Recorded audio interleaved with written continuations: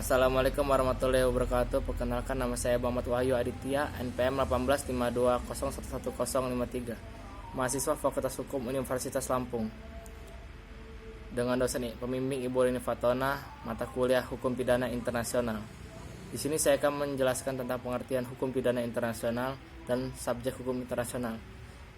Yang pertama, hukum pidana internasional adalah sekumpulan kaidah-kaidah dan asas-asas yang mengatur tentang kejahatan internasional yang dilakukan oleh subjek-subjek hukum untuk mencapai suatu tujuan tertentu. Istilah ini menunjukkan bahwa kaidah-kaidah dan asas-asas hukum tersebut benar-benar internasional, jadi bukan nasional ataupun domestik.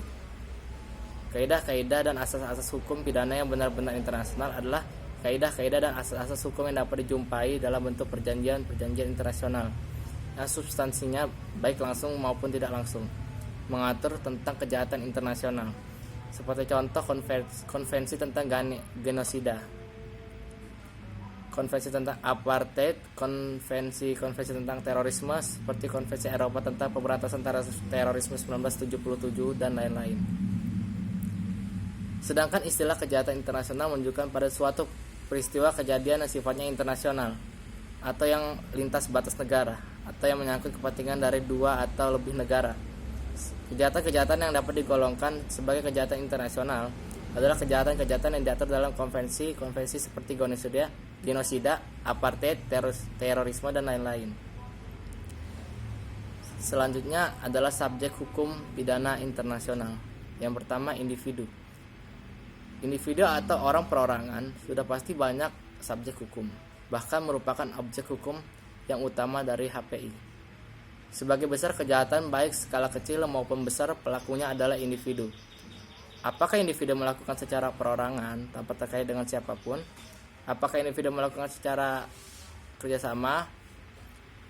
Organisasi sendiri hanyalah sebagai sarana dalam melakukan kejahatan. Siapapun pelakunya adalah menjadi kewajiban negara untuk memberantasnya, baik individual ataupun melalui kerjasama internasional. Misalnya, konvensi tentang kejahatan penerbangan, Konvensi Tokyo 1963, Konvensi Den Haag 1970, Konvensi Montreal 1979, Konvensi Tunggal tentang Narkotika 1976, dan lain-lain. Yang kedua adalah negara. Dalam hubungan internasional, dari dulu hingga saat ini memang sering terjadi konflik antar negara dan terkadang terselesaikan dengan kekerasan.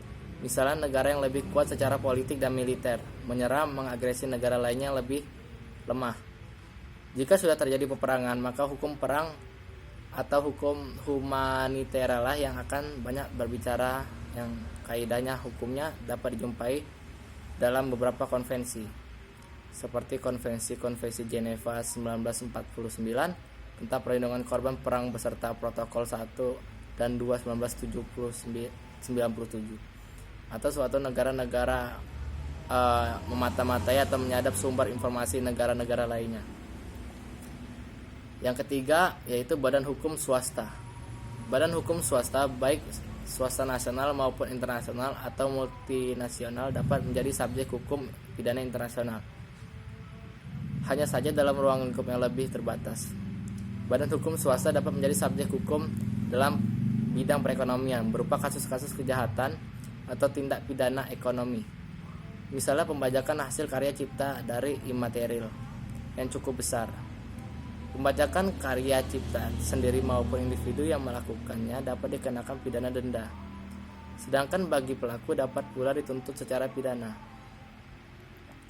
Bagaimana prosedur atau mekanisme pertanggungjawabannya pada tataran internasional? Masalah seperti ini diselesaikan antar negara baik secara multilateral atau bilateral mengenai sanksi pidana yang dijatuhi.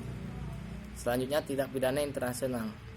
Seperti kata saya tadi, contoh pidana internasional adalah seperti konvensi tentang genosida Convention 1948, konvensi tentang apartheid 1973, dan konvensi Eropa tentang pemberantasan terorisme 1977. Sedangkan istilah untuk kejahatan internasional menunjukkan suatu adanya peristiwa kejahatan yang sifatnya internasional atau yang melalui lintas negara atau menyangkut kepentingan dari dua atau lebih negara. Terima kasih.